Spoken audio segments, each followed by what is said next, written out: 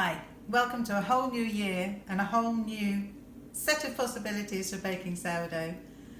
My next few videos I intend to talk about our lovely starters.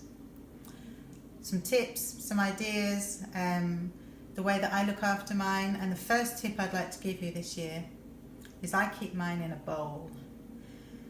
This bowl is 17 centimetres in diameter, comes with a fitted lid, and I choose bowls because it's easier to stir in your starter, get it in and out.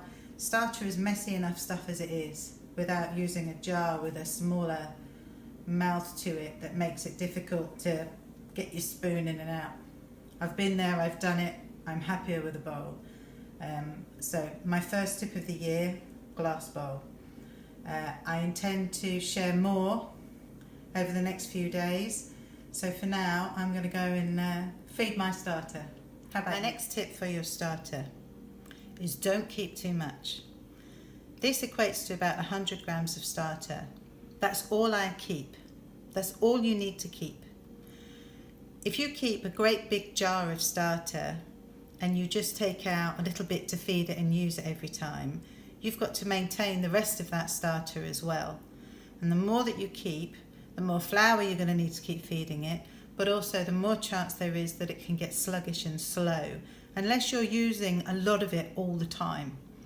If you're a regular home baker, you're making a couple of loaves a week, this is all you need. Keep a smaller amount, feed the whole thing every time, and therefore you're building its strength every time as well. This is exactly what my website is based on. Everything I've written up, everything I do is based on using and keeping just this small amount of starter. So that's my second tip of the year. My next tip for looking after your starter is feed it what it likes. If you've got a particular flour that your starter likes, then stick with it. That's what I do. I always feed my starter exactly the same flour. I know that she likes it, she responds well, and it always works. So why would I change it? If you want to play with feeding it different flours, then feed up your starter and split it so that you've always got one that remains the same and one that you can play with. But other than that, always maintain it and look after it in the same way, and it will look after you back. So that's my third tip for your starter. You know, it comes back to that old saying, if it ain't broke, don't fix it. So the next tip for your starter, always feed it equal weights of flour and water. Not volumes, not cups, weights. Equal weights of flour and water is what will keep it nice and thick, give it a good consistency, and keep it happy. If you think that your starter is starting to look a bit thin, then give it a little bit more flour next time you feed it until you get it to a nice, thick, batter consistency.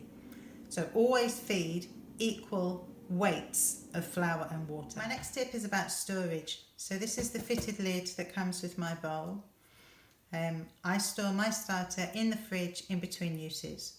Sourdough responds very much to heat.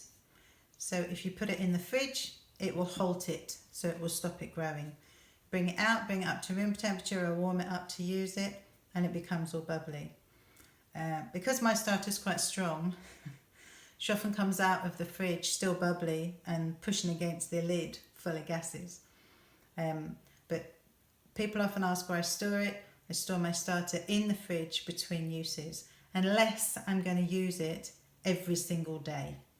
So that's where she goes to sleep. I just wanted to share what I think is my biggest tip when it comes to making sourdough. And that would be to relax and enjoy it. Sourdough is born of simplicity. It is the oldest, most natural form of risen bread. It comes from a time and a place of pure simplicity.